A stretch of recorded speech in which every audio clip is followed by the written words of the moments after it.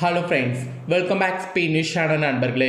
இன்றைக்கி இந்த வீடியோவில் மிக அதிரடியான ஒரு ஆன்மீக பரிகாரத்தை தான் இப்போ நாம் பார்க்க போகிறோம். ஸோ ஆன்மீக பரிகாரம் என்னங்கிறத ஃபஸ்ட்டு இன்ட்ரோவில் ஷேர் பண்ணுற வாங்க பார்க்கலாம். நாளைக்கு தேதி பார்த்தீங்கன்னு வச்சுக்கோங்களேன், மார்ச்சுடைய 18ஆம் நாள். அதே போல் தமிழ் மாதம் பங்குனி மாதத்துடைய 4ஆம் நாள் கிழமை. அதே போல் நாளை நாள் புதன்கிழமை. நாளை நாள் வரக்கூடிய இந்த புதன்கிழமை ரொம்ப விசேஷமான புதன்கிழமை என்று சொல்லலாம். அப்படி என்ன விசேஷமான புதன்கிழமை அப்படின்னு கேட்குறீங்களா? நாளைய புதன்கிழமை அமாவாசையானது வருது.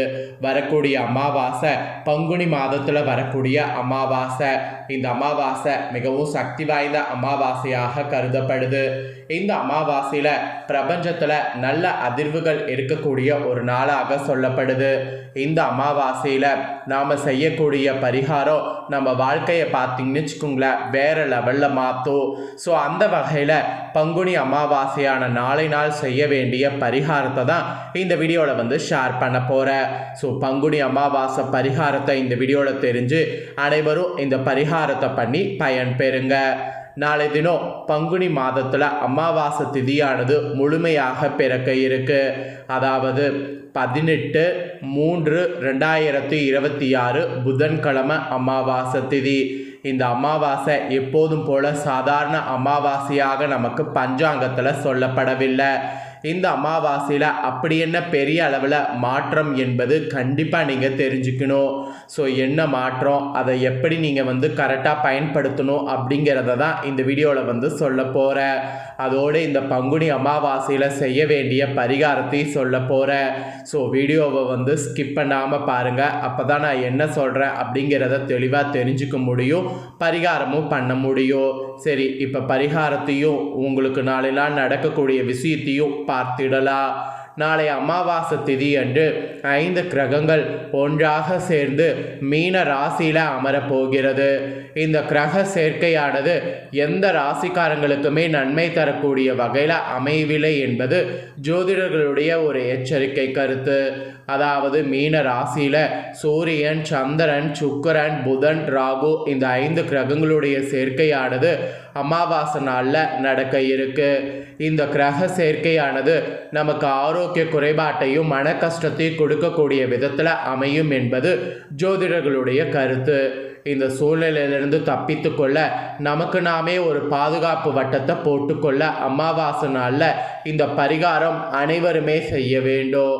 வழக்கம் போல எந்திரிச்சு அமாவாசை திதியில் முன்னோர்களுடைய வழிபாட்டை செய்து விடுங்க. உங்களுடைய முன்னோர்களிடம் வழிபாட்டின் போது உங்களுடைய குடும்பம் சுபிட்சமாக இருக்க வேண்டும் என்று பிரார்த்தனை செய்து கொள்ளுங்க. பிறகு அமாவாசை என்றால் குலதெய்வ வழிபாடு செய்வது நல்லது. ஸோ நாளை நாள் முன்னோர் வழிபாடோடு சேர்ந்து குலதெய்வ வழிபாடு செய்யுங்க, ரொம்ப ரொம்ப நல்லது. நாளை தினம் குலதெய்வத்தையும் மனதார நினைத்து வழிபாடு செய்து இந்த உலகத்தில் இருக்கக்கூடிய ஒவ்வொரு உயிரும் நல்லபடியாக இருக்க வேண்டும் என்று பிரார்த்தனை வைப்பது நல்லது. எல்லோரும் ஒன்று சேர்ந்தபடி கூட்டு பிரார்த்தனை செய்யக்கூடிய பட்சத்தில் எந்த கிரக சேர்க்கையாக இருந்தாலும் அதனுடைய பாதிப்பை நிச்சயமாக நம்மால் குறைக்க முடியும். ஏனென்றால் நேர்மறை ஆற்றலோடு ஒட்டுமொத்தமாக இறைவனிடம் வைக்கக்கூடிய பிரார்த்தனைக்கு சக்தி அதிகம். ஸோ நாளை தினம் எல்லாருமே இந்த பிரார்த்தனை செய்து கொள்ளுங்க. இது எல்லாருக்குமே பொதுப்படையாக சொல்லப்படுது. இந்த 5 கிரகங்களும் மீன ராசியில் ஒன்று கூடுவதால் மீன ராசிக்காரங்க நாளை நாள் கண்டிப்பாக உங்கள் கையால் அன்னதானம் செய்யணும். உங்களால் முடிந்தால் 3 பேருக்கோ 5 பேருக்கோ உங்கள் கையால் சாப்பாடு வாங்கி கொடுங்க. கோவிலுக்கு சென்று நவக்கிரகங்களையும் வழிபாடு செய்து விடுங்க. அங்கு இருக்கக்கூடிய குருக்களுக்கு ஒரு மட்டை தேங்காயையும் 1 கிலோ கோதுமையையும் வாங்கி தானம் கொடுத்து விடுங்க.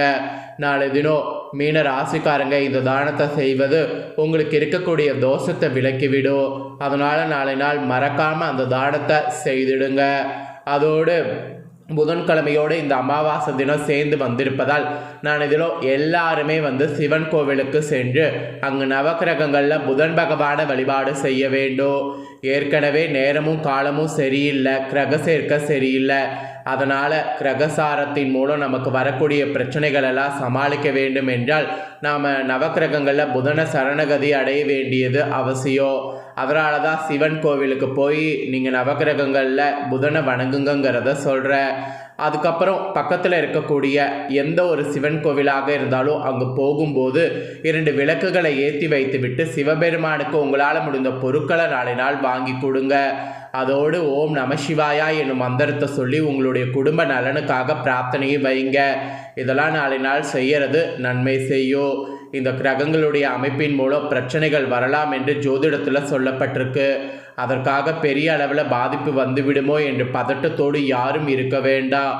வருமுன் காப்போம் என்ற நம்மளுடைய முன்னோர்களுடைய குற்றுக்கு இணங்க நாளை அமாவாசையில் இந்த பரிகாரங்கள் சொல்லப்பட்டிருக்கு. இதற்கு முன் ஜாக்கிரதையாக இருப்பது நல்லது தானே. ஆகவே நாளை தினம் நான் சொன்ன வழிபாட்டை பின்பற்றுங்க. நிச்சயம் அந்த கடவுள் நமக்கு நல்ல வழியை காண்பித்து தருவார். நாளை பார்த்தீங்கன்னு வச்சுக்கோங்களேன், இந்த மாதிரி தான் நீங்கள் ப்ரொடக்டிவாக வைத்துக்கணும். ஸோ நாளைய இந்த அமாவாசையில் கிரகநிலைகள் இப்படி சேர்றதுனால ஒவ்வொரு ராசிக்கும் என்ன பலன் கிடைக்குங்கிறத சொல்லிடுறேன், அதையும் தெரிஞ்சுக்குங்க. ஃபர்ஸ்ட் மேஷராசி. மேஷராசிக்கு நாளை நாள் திறமைகள் வெளிப்படக்கூடிய நாளாக இருக்கும். வேலையில் வியாபாரத்தில் சுறுசுறுப்பாக செயல்படணும். விட்ட இடத்த பிடிக்க நீங்கள் மேற்கொண்ட முயற்சி வெற்றியை தரும். பிரச்சனைகள்ல இருந்து விடுதலை கிடைக்கும். கணவன் மனைவி ஒற்றுமை பலப்படும். வியாபாரத்தில் முன்னேற்றம் பயங்கரமாக இருக்கும். அப்புறம் ரிஷபராசிக்கு சின்ன சின்ன மறதியால் பிரச்சனைகள் வருவதற்கு வாய்ப்பு இருக்கு. கவனமாக இருக்க வேண்டும். வேலையில் வியாபாரத்தில் கூடுதல் கவனம் தேவை. அலட்சியமாக எந்த ஒரு வேலையை கையில் எடுக்கவே வேண்டாம். மாணவர்கள் கல்வியில் கூடுதல் கவனம் காட்டுங்க. நேரத்தை வீணடிக்காதீங்க. கூட நட்பில் இருந்து விலகி இருப்பது நல்லது. அப்புறம் மிதுன ராசிக்கு சின்ன சின்ன எதிர்ப்புகளை சந்திக்க வேண்டிய சூழ்நிலை வரும். இளைஞர்கள் பொறுமையாக இருக்கணும். பெரியோர்கள் பேச்சு கேட்டு நடக்க வேண்டும். மாணவர்கள் கல்வியில் அதிக அக்கறை காட்ட வேண்டும். கணவன் மனைவி வாக்குவாதம் செய்யக்கூடாது. இருக்கக்கூடிய வேலையை தக்க வைத்துக் கொள்வது நல்லது. வியாபாரத்தில் வாடிக்கையாளர்களை அனுசரித்து செல்லுங்க. அப்புறம் கடகராசிக்கு நலமான நாளாக இருக்கும். குழப்பத்திற்கு உண்டான தீர்வு கிடைக்கும். வேலையில் வியாபாரத்தில் சுமூகமான பேச்சு நிலவும். ஆரோக்கியத்தில் இருந்து வந்த பிரச்சனை நீங்கும். நேரத்தை வீணடிக்கக்கூடாது. வீட்டில் இருக்கக்கூடிய பெண்களுக்கு ஆன்மீக சம்பந்தப்பட்ட விஷயம் மனது ஈடுபடுவது நல்லது. அப்புறம் சிம்மராசிக்கு வெற்றி வாகை சூடுவீங்க. புதிய முயற்சிகள் மேற்கொள்ளலாம். நீண்ட தூர பயணங்கள் நல்லபடியாக அமையும். ஆரோக்கியத்தில் இருந்து வந்த பிரச்சனை விலகும். மாணவர்கள் கல்வியில் நல்ல முன்னேற்றம் உண்டு. கடன் சுமை தீரும். சொத்து வாங்குவதற்கு வாய்ப்புகள் அமையுங்க. அப்புறம் கன்னிராசிக்கு சின்ன சின்ன தடங்கல்கள் எதிர்கொள்ள வேண்டிய சூழ்நிலை வரும். புது முயற்சிகளை மேற்கொள்ள வேண்டாம். வேலையில் வியாபாரத்தில் அக்கறையோடு செயல்படுங்க. தெரியாத 3வது நபரை நம்பாதீங்க. கொடுக்கல் வாங்கல கவனம் தேவை. அப்புறம் துலாம் ராசிக்கு ஆச்சரியங்கள் இருந்த நாளாக இருக்கும். நிறைய நல்ல விஷயங்கள் உங்களை தேடி வரும். நீங்கள் எதிர்பார்க்காத நல்லது நடக்கும். பெரிய பெரிய பிரச்சனைக்கு கூட சுலபமான தீர்வு கிடைக்கும். இறையருள் பரிபூர்ணமாக கிடைக்கும். குடும்பத்தில் சந்தோஷம் பெருகக்கூடிய நாளாக அமையுங்க. அப்புறம் விருச்சகராசிக்கு நிறைய நல்ல விஷயங்கள் நடக்கும். புது மனிதர்கள் அறிமுகம் கிடைக்கும். வேலையில் இருந்து வந்த கஷ்டங்கள் நீங்கும். எதிரிகள் நண்பர்களாக மாறுவாங்க. வியாபாரத்தை பொறுத்தவரை முதலீட்டில் மட்டும் கூடுதல் கவனம் செலுத்த வேண்டும். வண்டி வாகனம் ஓட்டும் போது ஜாக்கிரதை.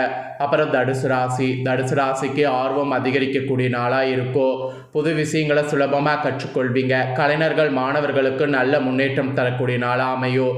வியாபாரத்தில் புதிய முதலீடுகள் செய்யலாம். விவசாயிகளுக்கு நல்ல முன்னேற்றம் இருக்கு. ஆரோக்கியத்தில் இருந்து இந்த பிரச்சனைகள் கூட விலகும். அப்புறம் மகர ராசிக்கு சுகபோக வாழ்க்கை தான். நல்ல சாப்பாடு நல்ல தூக்கம் நாளினால் இனிய நாளாக அமைப்போது. மனதிற்கு பிடித்த விஷயங்கள் செய்வீங்க. காதல் வெளிப்படும். திருமண வரை செல்லும். பகை விலகக்கூடிய நாள். சந்தோஷம் பிறக்கக்கூடிய நாள். இறைவனுக்கு நன்றி சொல்லுங்க. அப்புறம் கும்பராசியை பொறுத்தவரை வருமானம் அதிகரிக்கும். நிதி நிலைமை சீராகும். வேலையில் வியாபாரத்தில் நல்ல முன்னேற்றம் இருக்கும். தீராத பகை தீரும். கணவன் மனைவி ஒற்றுமை பலப்படும். பணம் சம்பந்தப்பட்ட விஷயத்தில் கவனமாக இருக்கணும். வீண் விரைய செலவுகள் மட்டும் குறைத்து கொள்ளணுங்க. அப்புறம் மீனம் ராசிக்கு போட்டி பொறாமை நிறைந்த நாளாக இருக்கும். வேலையில் வியாபாரத்தில் சுறுசுறுப்பு இருக்குது. குடும்பத்தில் சந்தோஷம் இரட்டிப்பாகும். கணவன் மனைவி ஒற்றுமை பலப்படும். இறை வழிபாடு மனதிற்கு அமைதி தரும். குழப்பங்களுக்கு உண்டான நல்லதொரு தீர்வு கிடைக்கும். ஸோ நாளை நாள் உங்களுக்கு இப்படி இருக்கும். ஸோ 12 ராசிக்காரங்களுக்குமே நாளை நாள் எப்படி இருக்கும் அப்படிங்கிறத தெளிவாக இந்த வீடியோவில் ஷேர் பண்ணிட்டேன். ஷேர் பண்ணதை தெரிஞ்சிருப்பீங்க. தெரிஞ்சதுக்கேற்ப நடந்து பயன் பெறுங்க. மெயினாக நான் சொன்ன மாதிரி கிரகங்களிடையே ஏற்படக்கூடிய ஆபத்துக்களிலிருந்து தப்பிப்பதற்கு பரிகாரங்கள் நான் சொன்னதை செய்திடுங்க. அது அனைவருமே செய்யறது நல்லது. ஸோ நாளை நாள் பரிகாரம் செய்து உங்களுக்கான இந்த பலன்களை தெரிஞ்சு இதற்கேற்ப நடந்து பலன் பெறுங்க. இந்த முக்கியமான வீடியோவை உங்கள் ஃப்ரெண்ட்ஸ் ஃபேமிலியில் இருக்கிறவங்க பார்த்து அவங்களும் பயன்பெறணும் அப்படின்னு நினச்சிங்கன்னா வீடியோ லைக் பண்ணி உங்கள் ஃப்ரெண்ட்ஸ் ஃபேமிலிக்கு ஷேர் பண்ணுங்கள். உங்கள் ஃப்ரெண்ட்ஸ் ஃபேமிலியில் இருக்கிறவங்களும் வீடியோ பார்க்கட்டும், அவங்களும் இந்த பலன்களை தெரிஞ்சு இதற்கேற்ப நடந்து பலன் பெறட்டும். இதே போல் புதிய அப்டேட்டான நிறைய வீடியோ நம்ம சேனலில் போடப்படும்.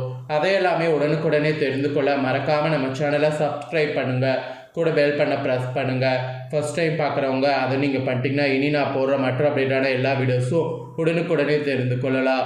ஸோ மறக்காமல் பண்ணுங்கள். நெக்ஸ்ட் இதே போல் சுவாரஸ்யமாக வேறொரு வீடியோவில் உங்களை சந்திக்கிறேன். சப்ஸ்கிரைப் பண்ணி பெல் பண்ண ப்ரெஸ் பண்ணி சப்போர்ட் பண்ணுங்கள். நன்றி.